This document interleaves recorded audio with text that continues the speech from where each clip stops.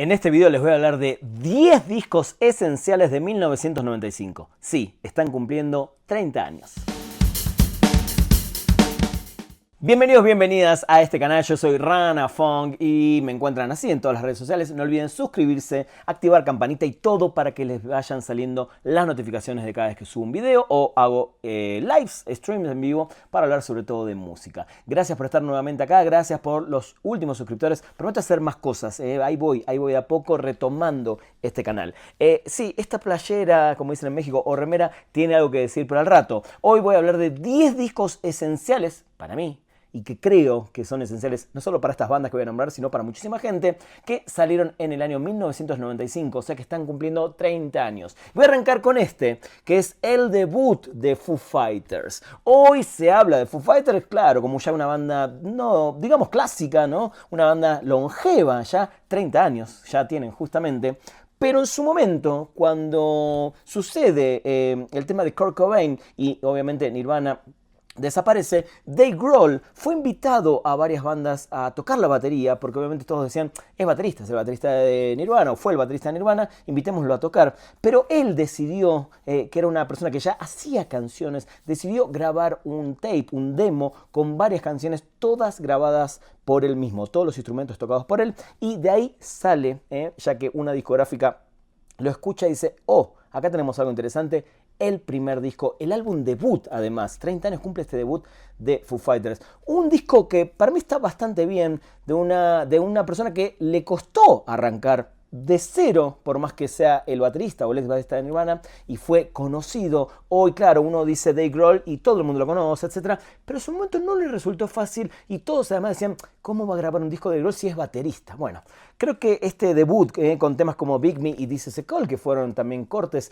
sencillos y videoclips, le fue muy bien y a partir de ahí ya sabemos la historia de Foo Fighters. Así que 30 años, 30 años está cumpliendo este debut de Foo Fighters. Buen disco, muy buen disco. Otro gran disco, y para mí, o sea, este es mi disco favorito de una banda que en su momento no le presté nada de atención y muchísimos años después me dediqué a escuchar toda su discografía. Es el segundo álbum de Radiohead, The Vents. Para mí, uno de los mejores discos de este famoso Britpop o rock británico de los 90s. Después de Palo Honey, la banda tenía muchísima presión del sello discográfico porque Palo Honey tenía ese single llamado Creep que los catapultó a nivel mundial. Su primer corte, video en MTV, todo el mundo los conocía, un estilo bastante oscuro pero de rock, y creo que con este disco para mí superan ampliamente y para mí sigue siendo uno de los mejores, mi favorito de Radiohead, uno de los mejores de la banda. Segundo álbum también cumpliendo 30 años, de 1995, disco fundamental no solo de ese año sino de toda la década, Radiohead, The Vents. Otro gran debut tenemos en este año 1995, gran año de debuts, y es el debut de Garbage. Qué buen disco este. Esta es una edición 20 aniversario, salió hace ya 10 años, pero qué gran debut de esta banda que también supo marcar tendencia en una banda con una voz femenina muy potente, con una producción impecable, con temas como Stupid Girl, ¿no? O también con Only Happy When It Rains, que fueron como sus dos grandes cortes. Qué gran debut en serio para una banda que además le fue muy bien, ganadora de premios, le fue muy bien en ventas, así que este para mí es otro fundamental del 95 y quizás también de toda la década. Garbage y su disco debut.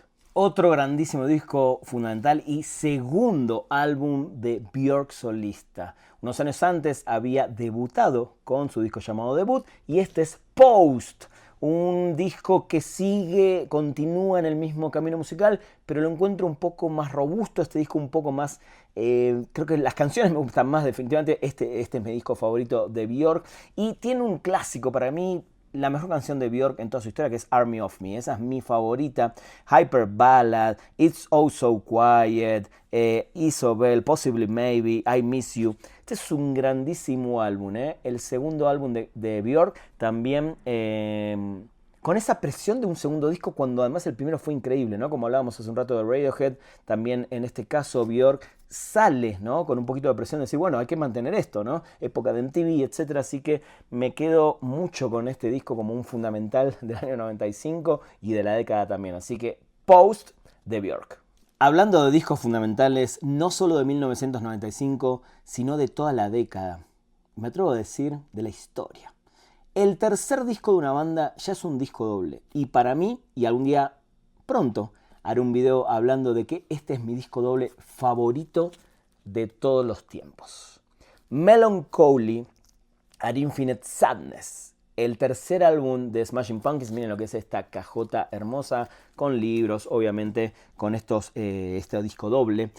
Creo que son esos discos que es difícil encontrar en un álbum con tantas canciones. Es difícil que todas las canciones me gusten, que todas las canciones estén buenas, que estén una pegadita a la otra de una manera que funciona al completo de un álbum, ¿no? Y no se siente como un disco de canciones sueltas, metámoslas. Se siente como una obra completa. Y no es nada fácil lograr para mí en un disco doble. Obviamente tendrá gente que le gustará más, menos, pero para mí este disco es perfecto. Este es un disco que no lo puse en mis discos perfectos porque quiero dedicarle exclusivamente después un video.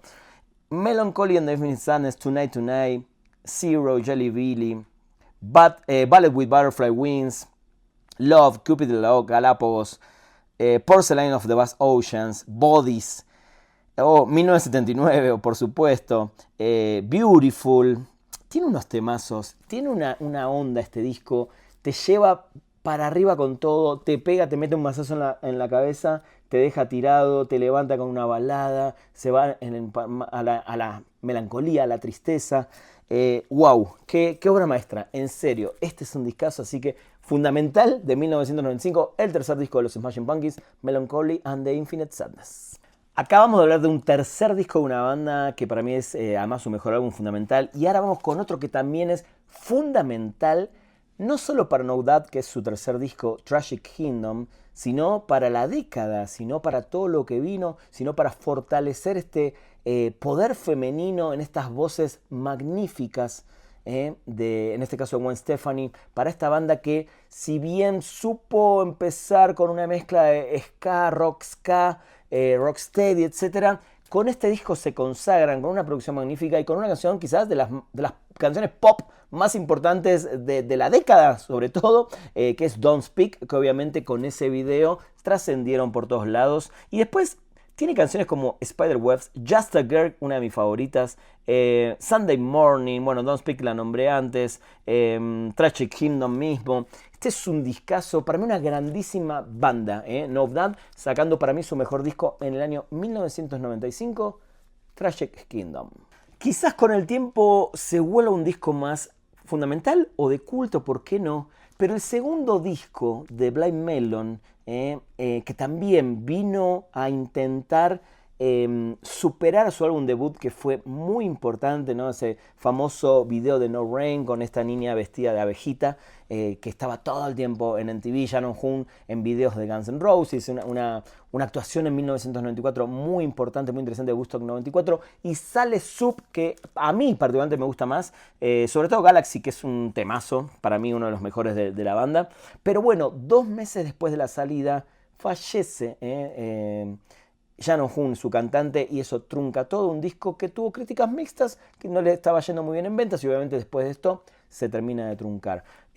Una banda interesante, una banda que en su momento no le di tanta importancia, porque la verdad, siendo adolescente y viendo ese video de la abejita todo el tiempo me molestaba un poco, su canción me aburría, pero después presté atención a esta banda, sobre todo con este disco. Me gustan sus dos discos, pero este me parece un grandísimo disco, así que si no lo tenían muy en el radar, para mí es un disco esencial de 1995, un disco que de alguna manera marca la finalización de algo que se estaba todavía gestando, este grunge, y lo que se empezaba a denominar después un post-grunge, cuando ya no teníamos más a Kurt Cobain, por ejemplo. Y creo que esta es una banda que iba en ese camino, pero bueno, termina de la manera más trágica. Pero bueno, Soup, para mí, un disco fundamental de 1995. Obviamente no voy a dejar de mencionar, para muchos en ese momento, la oveja negra de los Red Hot Chili Peppers.